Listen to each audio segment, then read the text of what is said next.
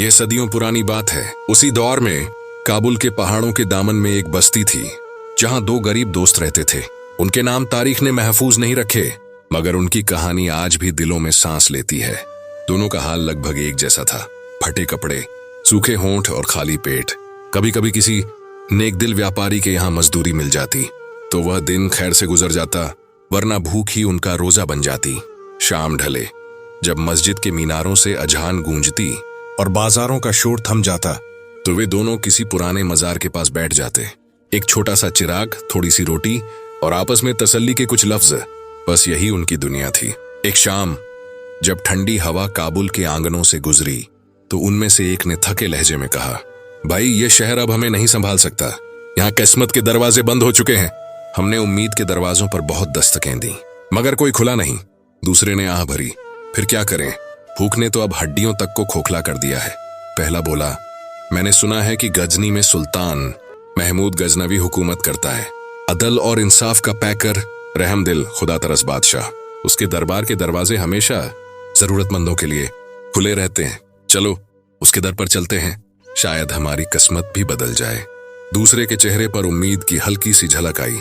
तुम ठीक कहते हो, यहाँ भूख के सिवा कुछ नहीं, शायद वहां सुकून मिल जाए। चलो सुबह सवेरे ही निकलते हैं। उस रात वे दोनों जागते रहे। चांदनी उनके फटे कपड़ों पर पड़ रही थी और दोनों खामोशी में कुछ ख्वाब बुन रहे थे। सुबह हुई तो वे सफर पर रवाना हुए। हाथ में लकड़ी की लाठी, कंधे पर पुराना थैला और दिल में भरोसे का चिराग। रास्ता लंबा और कठिन था। पहाड़ों की घाटियां, रेत के तूफान और प्यास के कई दिन। कभी कभी वे किसी पेड़ की छांव में बैठ जाते, कभी किसी नदी का पानी पीते और फिर चल पड़ते। एक दोपहर जब सूरज सिर पर तप रहा था, उन्हें रास्ते में एक तीसरा मुसाफिर मिला। दाढ़ी में सफेदी, चेहरे पर नूर, कदमों में थकान, मगर आंखों में अजब सुकून। उसने करीब आकर सलाम किया और पूछा, भाइयों, तुम्हें इस तपते सफर में किस चीज ने निकाला? कहाँ का इरादा है? पहले ने जवाब दिया, हम काबुल के गरीब लोग हैं। भूख ने पीछा नहीं छोड़ा, इसीलिए अब गजनी जा रहे हैं। सुना है सुल्तान महमूद रहमदिल बादशाह है, शायद हमारी मदद कर दे। उसने एक शख्स ने सर हिलाया और कहा, अच्छा तो तुम इंसान से मांगने जा रहे हो। मैं भी मुसाफिर हूं, मगर मेरा सफर किसी बादशाह के दरबार का नहीं। मैं उस बादशाह के दर पर जा रहा हूं जिसके खजानों से जमीनें भरती हैं, जिसके हुक्म से सुल्तानों की बादशाहत चलती है। मैं उसी से मांगने निकला हूं। दोनों ने हैरानी से उसकी तरफ देखा। कुछ देर खामोशी छा गई। फिर एक ने कहा, भाई तुम्हारा यकीन कितना मजबूत है। वह मुस्कुराया। यकीन अगर बंदों पर हो तो टूट जाता है, मगर अगर रब पर हो तो कभी नहीं टूटता। यूं तीनों एक साथ चल पड़े।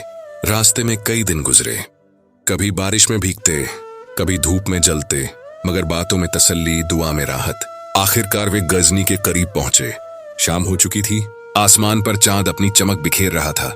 शहर के दरवाजे बंद थे, इसलिए वे तीनों बाहर एक पुराने खंडहर में जा बैठे। दीवारें टूटी हुई, छत अधूरी, मगर उन थके हारे मुसाफिरों के लिए वही जगह आरामगाह बन गई। उन्होंने कुछ सूखी रोटियां निकाली, पानी के कुछ घूंट पिए और बातों में मशगूल हो गए। पहला बोला, कल हम सुल्तान के दरबार जाएंगे।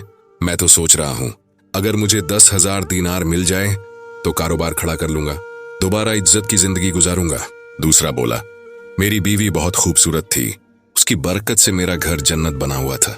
फिर एक दिन वह चली गई और मैं तब से तन्हा हूं। मैं चाहता हूं कि सुल्तान मुझे अपनी किसी कनीज से निकाह करवा दे, शायद मेरी किस्मत दोबारा जाग जाए। तीसरा खामोश बैठा था, आसमान की तरफ देखता, चांद की रोशनी में अपने दिल का हाल पढ़ रहा था। उसी वक्त बाहर से किसी के कदमों की आहट सुनाई दी। वे चौंक कर बाहर देखने लगे। चांदनी में एक बुलंद कद आदमी आहिस्ता आहिस्ता चलता आया, फिर साथ दो और आदमी। ये खुद सुल्तान महमूद गजनवी थे, जो अक्सर रात को भेष बदलकर रियाया का हाल देखने निकलते थे। उन्होंने खंडहर से आवाजें सुनी तो रुक गए, फिर अंदर दाखिल हो गए। सुल्तान ने पूछा, कौन हो तुम लोग? पहला बोला, हम गरीब मुसाफिर हैं, काबुल से आए हैं। हाल ने हमें मजबूर किया और किस्मत ने दरबदर कर दिया। सुल्तान ने नरमी से कहा, तुम्हारी कोई ख्वाहिश हो तो बताओ, शायद मैं कुछ कर सकूं। पहला बोला, मैं कभी दौलतमंद था, मगर धोखेबाज लोगों ने सब छीन लिया। अगर मुझे 10,000 दीनार मिल जाए तो मैं दोबारा कारोबार शुरू कर सकूंगा। सुल्तान ने दूसरे की तरफ देखा। वह बोला, मैं खुशकिस्मत था, मेरी बीवी मेरी जिंदगी की रोशनी थी, उसके चले जाने के बाद मैं अंधेरे में रह गया। अब मैं चाहता हूं कि सुल्तान मुझे कोई कनीज दे दे, शायद उसकी बरकत से मेरी किस्मत जाग जाए। फिर सुल्तान ने तीसरे की तरफ देखा।